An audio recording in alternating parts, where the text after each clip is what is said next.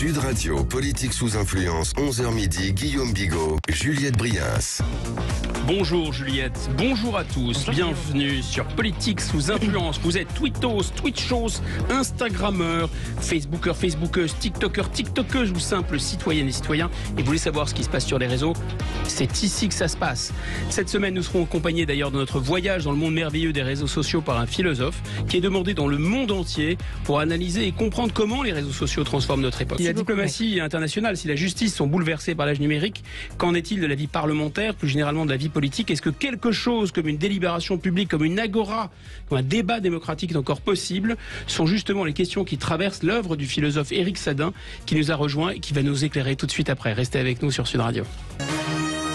Sud Radio, politique sous influence, 11h midi, Guillaume Bigot, Juliette Brias. Alors l'Assemblée nationale est-elle en train de devenir le prolongement de Twitter? Éric Sadin, vous êtes l'homme qui peut répondre à cette question. Vous êtes écrivain et philosophe. Bienvenue d'abord dans notre émission, bienvenue sur Sud Radio. Vous êtes fait connaître en 2009 par un livre intitulé Surveillance globale, enquête sur les nouvelles formes de contrôle. Et vous êtes ensuite devenu, peut-être un peu à votre corps défendant, vous nous expliquerez, le penseur du monde numérique, ou plutôt le penseur de ce que le numérique est en train de faire au monde. Et ensuite, vos plus récents ouvrages s'appellent L'ère de l'individu tyran, la fin d'un monde commun. Et je crois qu'on va vraiment en parler aux éditions Grasset 2020, parler du sujet que vous traitez, la fin du monde commun, et faire sécession, une politique de nous-mêmes aux éditions L'échappée. Mais Juliette, avant ça, donc on rentre dans le vif du sujet, va nous expliquer ce qui se passe à l'Assemblée. Ça a l'air de buzzer sec.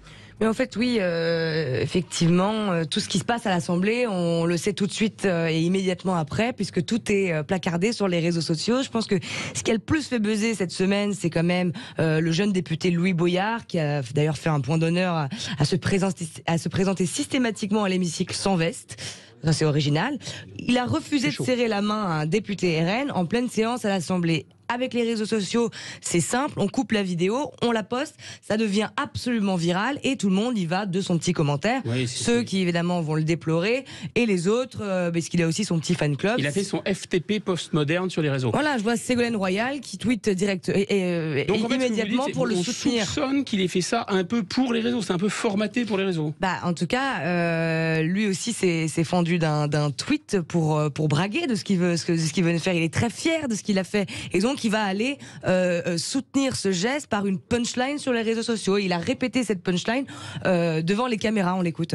Vous avez été nombreux à m'interroger au sujet du déroulement de la séance d'hier et donc du coup je pense que c'est important d'apporter une clarification.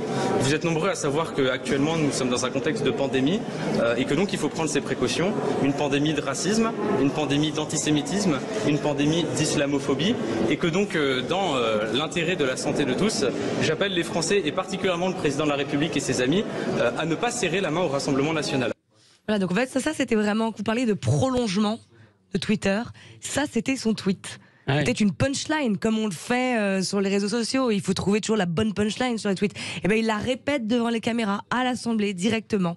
Voilà, donc pas mal de choses. On a aussi cette assistante parlementaire, elle s'appelle Manon Montmirel. C'est l'assistante parlementaire d'Éric Coquerel. Et vous savez que sur les réseaux sociaux... La présidence de la commission tout à fait. Et sur les réseaux sociaux, tout reste. Et les internautes adorent aller déterrer des anciens tweets ou les anciens posts sur les réseaux sociaux.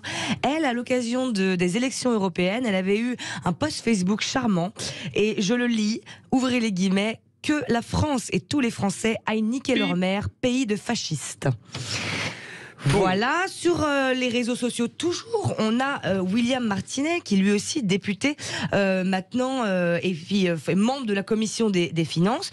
Lui, il a tweeté, incroyable aussi, je suis membre de la commission des affaires économiques, comptez sur moi pour traquer les profiteurs de crise jusqu'en enfer s'il le faut, multipropriétaires, tremblez. Donc...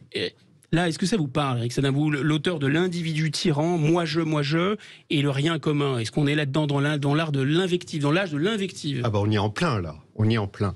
Vous avez dit au placard des informations qui ont lieu dans l'hémicycle. Non, c'est au prisme de l'opinion et du point de vue de chacun. Ce qui a lieu dans l'hémicycle, c'est les procès-verbaux. Hein. C'est pas du tout la même chose. On voudrait que ce soit comme des informations objectives qui sont relatées, ce qui n'est pas du tout le cas. C'est pour ça qu'il faut déjà mettre en critique. Enfin, moi, je le fais Alors depuis là, c'est important ce que vous dites. Oui. Il y a un secrétaire des débats à l'Assemblée nationale. Ce sont des gens très.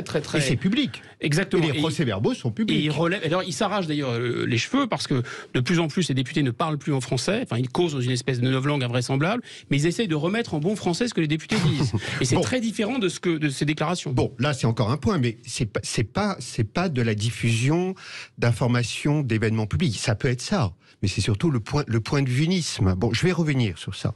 Mais vous avez utilisé le terme, comme nous tous. Enfin, moi moins, à plusieurs reprises, j'ai utilisé le terme de réseaux sociaux. Moi, je mets en critique cette notion-là, parce que très vite, ce n'est pas ce qui s'est passé. C'est pas une mise en réseau par lien de socialité. C'est très vite ce qui s'est passé. C'est ce que j'appelle, moi, surtout pour Twitter. Pour Facebook, c'est plutôt l'affichage de l'exposition de sa vie, de son quotidien.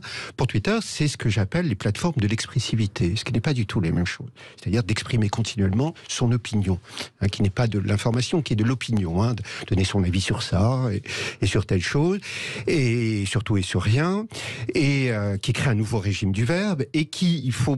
En quelques mots, vous m'avez dit qu'on a le temps, en quelques mots, revenir sur l'origine des réseaux sociaux, enfin de ce qu'on appelle les réseaux sociaux. Hein. C'est pour Facebook et Twitter, c'est 2004 et 2006, qui arrivent à un moment particulier de l'histoire de nos sociétés, c'est-à-dire fait de désillusions successives, hein, et le génie de l'industrie du numérique qui a donné des outils aux individus, leur permettant, alors pour Facebook, d'afficher leur quotidien, des séquences de leur quotidien, en recevant...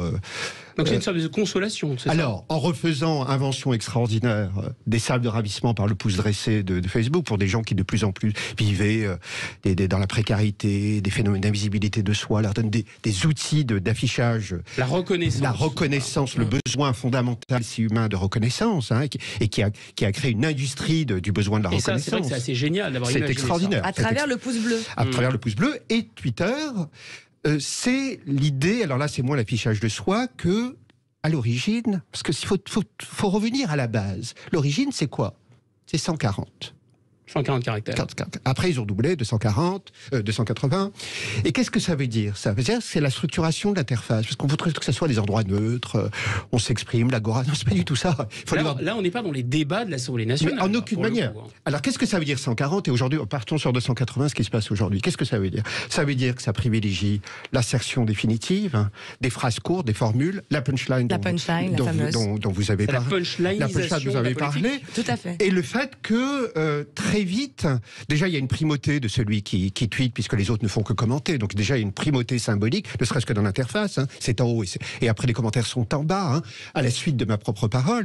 Et puis, ça induit le fait que, très vite, dans cette expressivité et par cette interface-là, ça induit de la primauté de sa propre parole. Parce que nous n'avons pas des affaires d'échange. L'échange, c'est l'argumentation, c'est déployer les choses. Alors, arrêt sur image, oui. Parce que c'est ce que vous dites est très fort et assez complexe, finalement, quand il n'y a pas réfléchi. Ça veut dire qu'on se parle à soi-même, mais on ne se parle pas exactement à soi-même. On se parle pour que les autres nous écoutent, nous parler à nous-mêmes. Absolument. Et réagissent à ce qu'on dit. Nous valide. Absolument. Et pour Donc on n'est plus dans une agora, on n'est plus dans la démocratie là. On est dans l'antithèse. On est dans la priorité de l'expression de sa propre opinion et avec des modalités qui ont vite privilégié l'invective, la dénonciation de l'autre, et plus encore, parce que quand on parle d'agora, c'est très important ça. Quand on parle d'agora, ou le forum romain, où il y avait des affaires politiques et puis des affaires commerciales, bon, qui n'étaient d'ailleurs pas des affaires privées. Hein, voilà, alors l'agora, c'est la démocratie.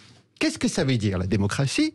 Ça veut dire la prise en compte de l'autre, de l'altérité. Mais dans quoi ? Dans les différences, dans la pluralité, et la nécessité pour l'action politique, pour la construction politique, d'accord dans la pluralité, dans la différence, dans les affinités, mais aussi dans l'opposition, parvenir à des accords. Donc c'est la prise en compte absolue de la présence de l'autre.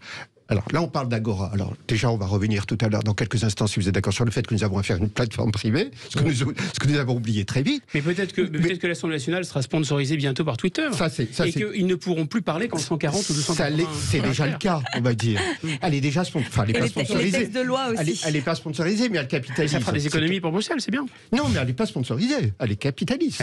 Bah oui, elle touche du pognon grâce à tout ce déluge de verbe. Mais là, nous n'avons pas à faire une agora, nous avons à faire exactement le contraire. C'est-à-dire, je m'explique en quelques mots, parce que c'est très important, ça.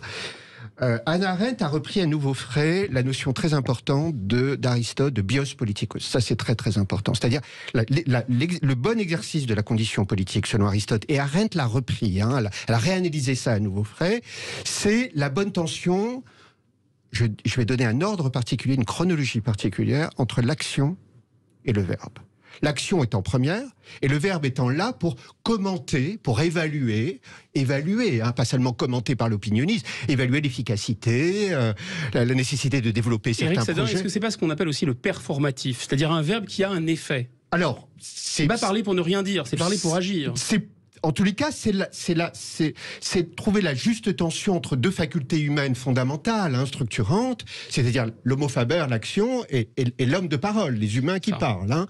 Et l'action n'est jamais parfaite, elle appelle toujours du commentaire. C'est ça la politique. On engage les choses dans l'incertitude, dans l'expérimentation, dans l'hypothèse que ça va produire des résultats souhaités.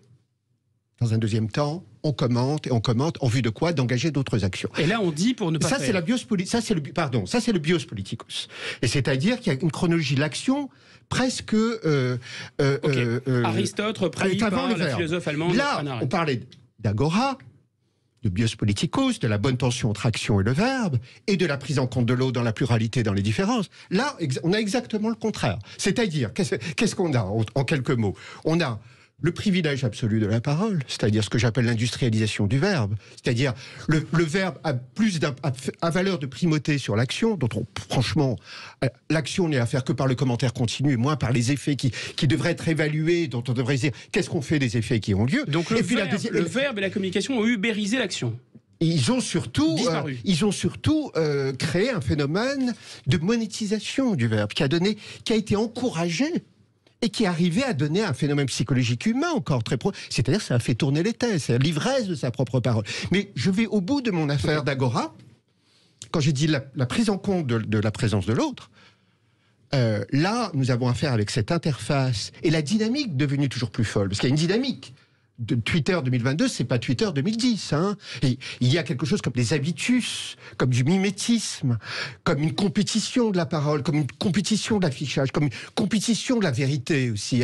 J'ai parole de vérité, qui fait que très vite, non seulement il y a eu invective, dénonciation, mais c'est ça qui est très très très périlleux en démocratie, c'est qu'il y a délégitimation de la parole de l'autre.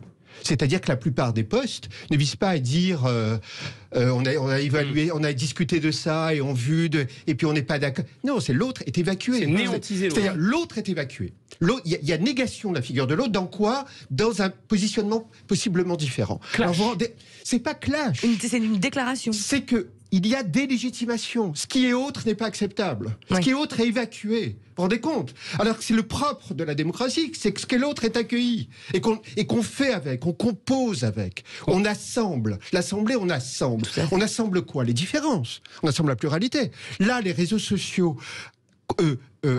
les réseaux sociaux, les plateformes de l'expressivité, et par les parlementaires, par cette dynamique qui, j'ai presque envie de dire, on a entendu de pandémie, de contamination tout à l'heure, sur une analogie un peu, on en fait ce qu'on veut de ce que le député a dit là tout à l'heure. Une épidémie de racisme. La logique de dénégation de l'autre qui est à l'œuvre dans la société, de primauté affirmée de ses propres souffrances, de ses propres injustices vécues, d'éthos qui est à l'œuvre actuellement, de règlement de compte continu, comme si c'était le moment du grand règlement de compte. Eh bien, elle a lieu là où, justement, du règlement de compte, des injustices, de ce qu'on considère Eric devrait être prise en compte par la délibération, par l'action, elle est redoublée. Votre parole a énormément de valeur. Guillaume, je termine juste. Comme nous ne sommes pas sur les réseaux sociaux, ce n'est pas votre parole qui est monétisée, mais elle est redoublée par cette logique-là. Et là, qu'est-ce que je souligne ? Il y a un dévoiement, il y a une faute, il y a une culpabilité du personnel politique. En tout cas, ce qu'on comprend, c'est que chacun a sa vérité et chacun parle de soi et donc il n'y a plus de monde commun. C'est ça, en résumé. Il n'y a plus d'autres. Donc il n'y a plus de socle commun à partir de quel construire. C'est absolument passionnant. Vous avez élaboré cette réflexion très puissante qui est demandée au Japon et dans le monde entier, d'ailleurs dans les meilleures universités. On est vraiment très honorés de vous avoir. On a encore du temps d'ailleurs. Et on revient tout de suite après et là, on va aller au bout des choses. Sud Radio, politique sous influence, 11h midi, Guillaume Bigot, Juliette Briens. De retour sur Politique sous influence pour savoir si notre vie démocratique devient une sorte d'annexe des réseaux sociaux et avec peut-être le philosophe le plus demandé dans le monde, ça c'est pas peut-être, c'est sûr, peut-être le philosophe le plus éclairant sur la question qui nous a fait l'amitié d'être là ce matin. Nous en étions à ce point, chacun a sa vérité, chacun parle de soi sur les réseaux et ça contamine l'Assemblée nationale. Mais je vous passe le ballon. Oui, ça contamine l'Assemblée nationale et puis ça produit toute une série d'effets de dévoiement. Je pense à une chose, la représentation politique.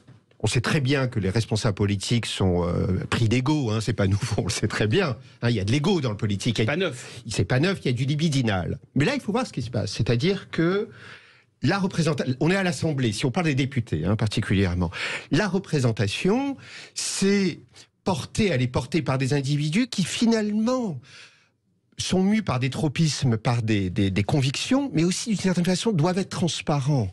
C'est-à-dire porter les désirs, les souhaits de leurs électeurs, ou des visions qui semblent nécessaires relativement à un territoire ou à la nation. Et là, on est bien d'accord qu'à partir du moment où ils doivent être eux-mêmes, c'est normal qu'ils soient transparents, parce qu'on veut les avoir eux. Absolument. Et donc, ils portent quelque chose qui va au-delà d'eux-mêmes. Donc, en fait, ils ne se mettent pas dans un monde commun. Ils comme dirait Lacan, ils ouvrent le couvercle et tout sort. C'est-à-dire que ça procède comme exactement ce qu'induit l'usage ad nauseam des réseaux sociaux. Ça procède. On se lâche. Mais c'est surtout que ça procède d'une hyper-personnalisation de l'exercice de la condition de la représentation nationale. Ce qui n'est pas dans l'essence même de la représentation. Je lui dis, la représentation porte quelque chose qui est au-delà de soi, des convictions, des idées, des projets. Et là, c'est l'idée de sa propre parole, une hyper-personnalisation qui ferait que presque... Le citoyen a laissé place à un bébé géniard. Et c'est surtout que c'est presque l'intériorisation de l'agone, c'est-à-dire de la multiplicité des positions, de l'agone, c'est le propre de la démocratie, on s'oppose avec des positions différentes. C'est devenu une compétition des subjectivités, même dans les mêmes camps. C'est-à-dire, on voit bien, par exemple, au sein d'un même parti, en réalité, vous voyez de près, il y a une compétition interne de la parole. C'est le narcissisme des petites différences. Exactement. Et donc, cela fait qu'on ne peut pas tout faire dans la vie. Il y a des effets de déséquilibre. On ne peut pas parler continuellement de soi ou de donner son opinion. Franchement, les opinions, c'est pas intéressant. Ce qui est intéressant, c'est qu'est-ce qui produit du rapport de ses convictions au rapport aux autres convictions. Est-ce qu'on a à dire sur le qu'est-ce qu'on produit. C'est toujours l'action. Donc il y a là, on va dire un stade presque d'acmé qui est à l'œuvre depuis les années 50, 60, c'est venu des États-Unis, puis maintenant c'est généralisé à la terre entière, de la spectacularisation de la vie politique, mais là qui est tenue par les propres individus avec les outils qui leur sont donnés. Et ça leur donne l'ivresse, voilà, c'est un enivrement. Mais il y a autre chose. C'est intéressant ce que vous nous dites. Oui. Cet état d'esprit a démarré avant les outils, pour l'exprimer à fond. Oui, enfin, il y a surtout le fait que... Cet état d'esprit de dire soi, on parle que de soi, l'intériorité, etc., j'ai rien à dire aux autres, ça a démarré avant, et maintenant on a les outils pour aller au bout de cette logique. On peut dire qu'il y a un bouillon de culture entre outils donnés aux personnes et un ethos qui voudrait que, puisqu'il n'y a plus de socle commun, qu'est-ce qui se passe ? Il y a atomisation de la vérité, c'est-à-dire chacun voit midi à sa porte. C'est ça. Et des outils donnent les moyens de le montrer. Et d'entretenir cette mécanique, je le dis, qui devient toujours plus folle. Et avec les mécanismes périlleux qui peuvent s'induire. Et je veux juste encore évoquer un point extrêmement important, c'est que on oublie qu'il s'agit d'une plateforme privée californienne de Silicon Valley.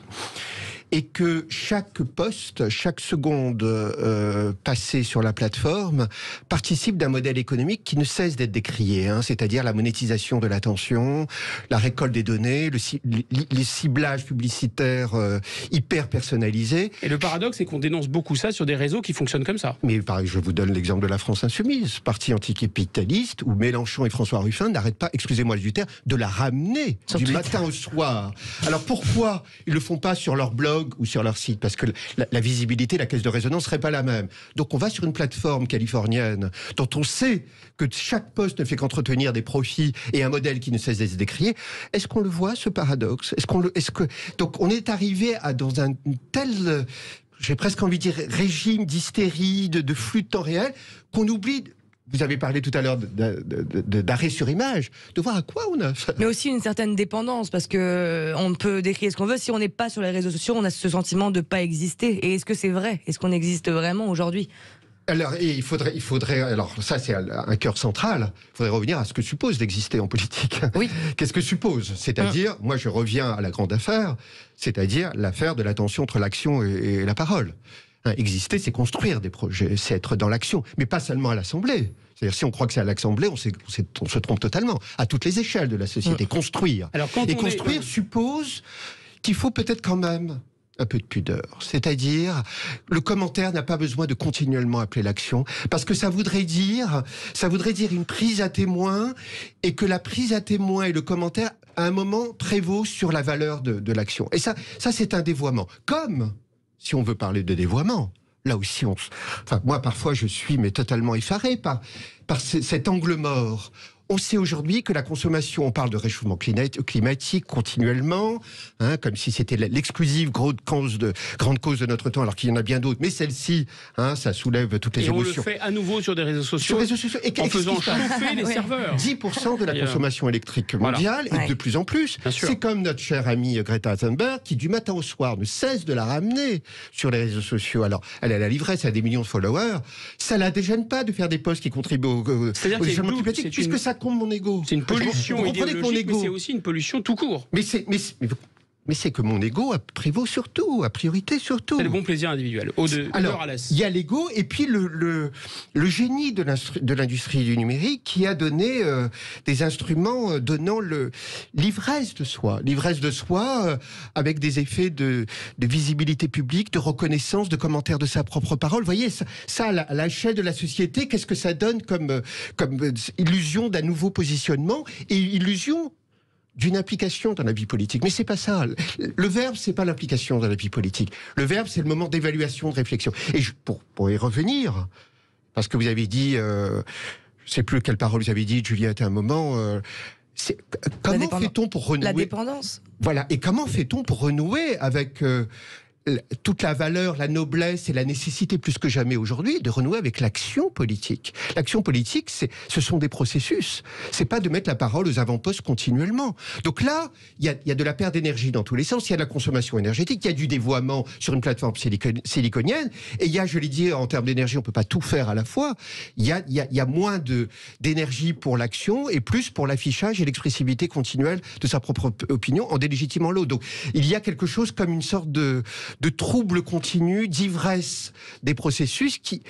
Alors qu'est-ce qu'on fait une fois qu'on a dit ça? C'est très compliqué. Oui, bien sûr. C'est très compliqué. Le monde a changé. Plus on parle, moins on se comprend. Plus on parle, moins on fait. Plus on parle de soi, moins on parle du bien commun. Et plus on parle de soi, moins on s'entend et on entend les autres et on peut élaborer un projet commun. Absolument. Donc ça tue la politique, votre Absolument. histoire. Et c'est pour ça que plutôt que de dénoncer continuellement le capitalisme comme une grande abstraction, peut-être qu'il faudrait analyser aujourd'hui de près. Tiens, je réfléchis en parlant, ça c'est intéressant, ça me fait travailler là de venir chez vous ce matin, Guillaume et Juliette. Il faudrait peut-être réfléchir plutôt que de parler d'une façon très large et générale, notamment à l'industrialisation du verbe. Chaîne d'infos continue, réseaux sociaux. Aujourd'hui, on est dans un monde de déluge du verbe. Et d'ailleurs, si on et de l'information. Surtout du verbe, et de l'information. Ce sont deux choses différentes, mais oui. Et qu'est-ce que ça induit? On n'en prend pas toute la mesure. Qu'est-ce que ça induit? Ça induit plein de déséquilibres relativement à des choses fondamentales. Et on ne peut pas continuellement être dans des logiques de dénonciation en pointant l'autre. Il s'agit aussi maintenant, maintenant c'est très compliqué, hein, mais de mobiliser notre propre responsabilité. En résumé, il faut arrêter de parler. 1 pour agir et 2 pour essayer de comprendre ce qu'on est en train de faire ici. Et quand on parle, ce serait bien de se parler l'un à l'autre. Absolument. Pas à soi-même. Voire parler en ayant des choses à dire, ça serait peut-être mieux. Déjà. Absolument. Et je reviens à cette parole de Derrida sur le secret, Dernier la parole, ça sera le dernier mot. le mot silence. Derrida, le grand philosophe que tout le monde connaît, dit j'ai quelque chose de particulier pour le secret. Hein. Tout n'a pas à être visible parce que il y a quelque chose qui après devient de l'ordre du trouble, du chaos, de la surdité.